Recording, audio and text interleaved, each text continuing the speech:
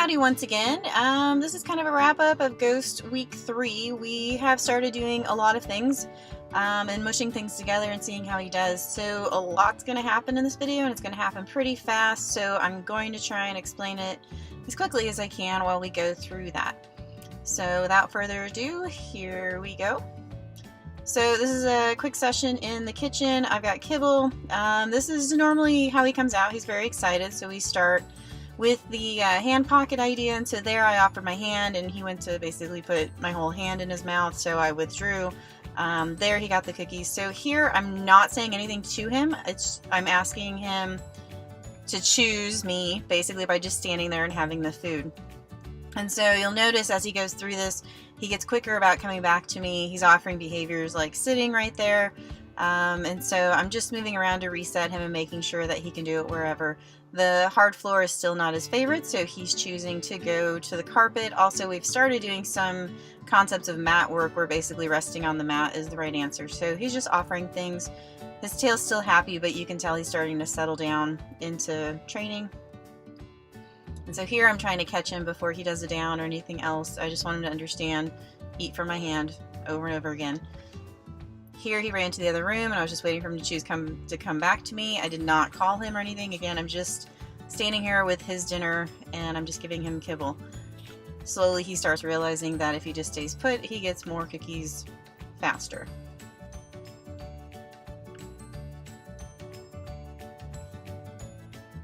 And so here I would like him to come to me because I didn't ask for the sit, I didn't ask for the down.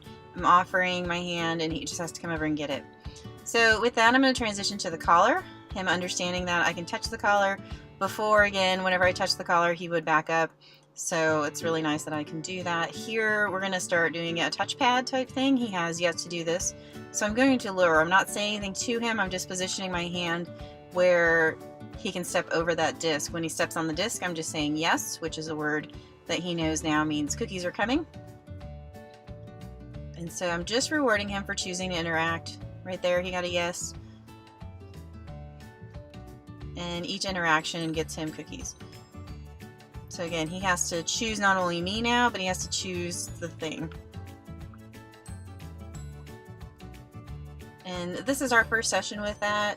I've just been kind of doing a sampler platter of training things in the first month, just introducing him to a bunch of different ideas, addressing the ones that I found were the most detrimental to further progress, such as the eating from my hand properly and predicting that, and then also the collar, being able to touch the collar and have him work with that. So now that we've done that, I can start mixing that in with other things that we've done. And so there he tried for the cookies, which we have worked on. That was kind of a hard correction. We have worked on this consistently, but again, Ghost is very over the top with food, and so we've very patiently worked with I touch your collar and get you off of that, and so there he made a very wrong choice. And so we just go back to work, no big deal.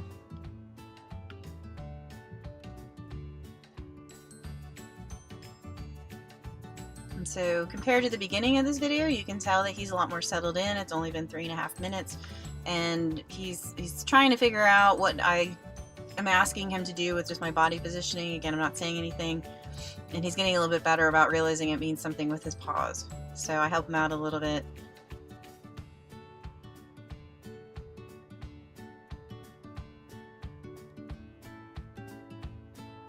And there he made the choice to come back to me and leave the food alone.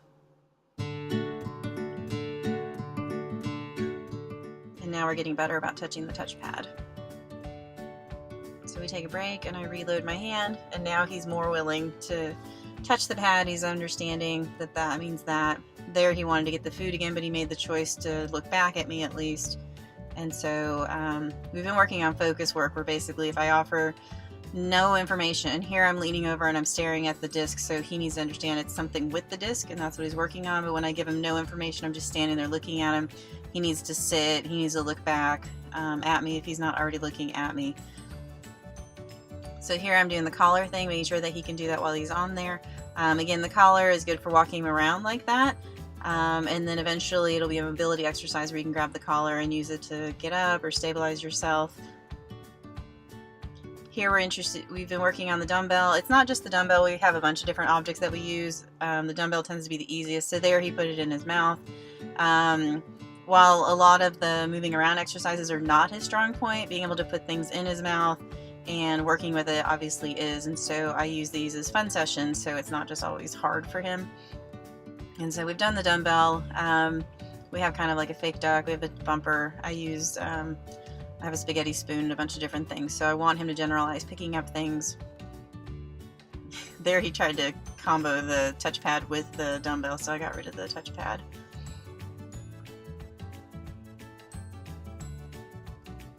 So there I made it a little bit easier for him. He just has to touch it.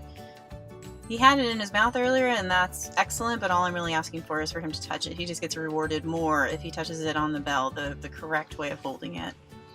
But he gets rewarded either way. So this requires a lot of focus from him, and so we're still working on his mental fitness, and so sometimes it just takes a little while for him to figure it out. So here we've got kind of a bumper toy that we've been working with. We've played with this one, but we only play with it when we're together or with the other dogs, and so here is just generalizing touching that as well. Here's a little bit of finding heel position and doing the hand pocket. So we're combining the hand pocket again, not a strong skill of his, with something that he does like, moving around.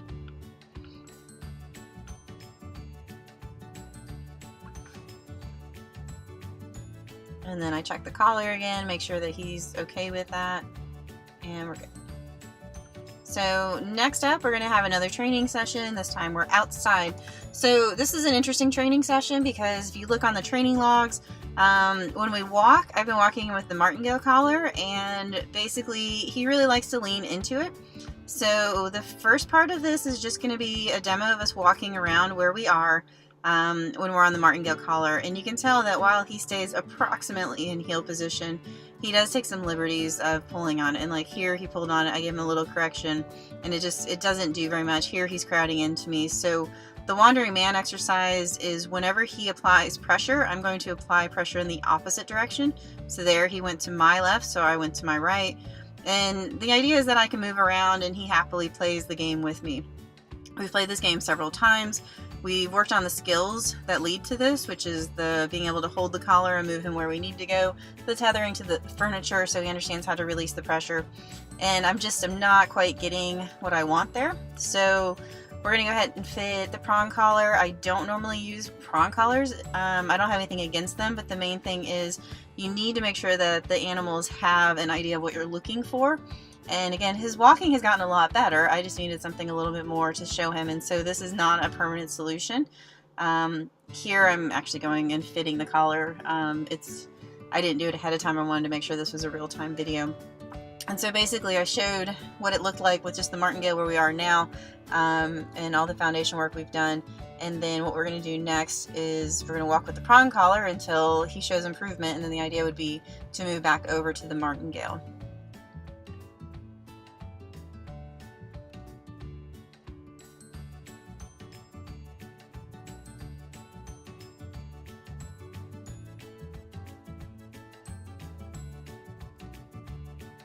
Alright, so now we're fitted with the collar.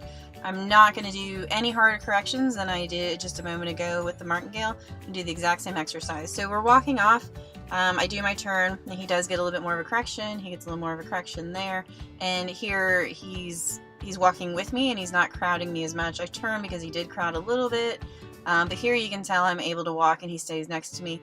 Here he responds a little bit faster. I praise him for catching up to the correct spot.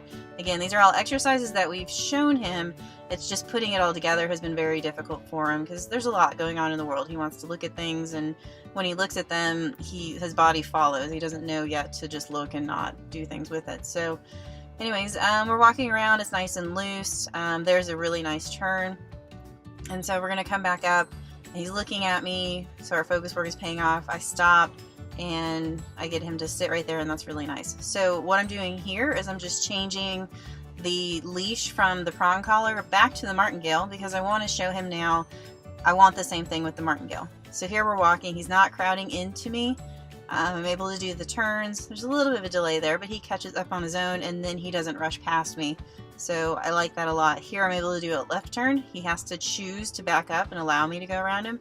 and he does, and then there he catches back up. So all the foundation training that we've done is in his head. I just use the prong collar as a little bit of a tool just to kind of get it to connect a little bit faster. So again, it's not something that we're trying to do as a permanent solution, and this is kind of the ideal way of dealing with the prong collar, and using it as an effective tool. So that's kind of where we are with everything. I'm trying to group what we do each week as much as possible. So right now we've been really hitting it hard with being able to walk on the leash now that we've made progress with the collar correction.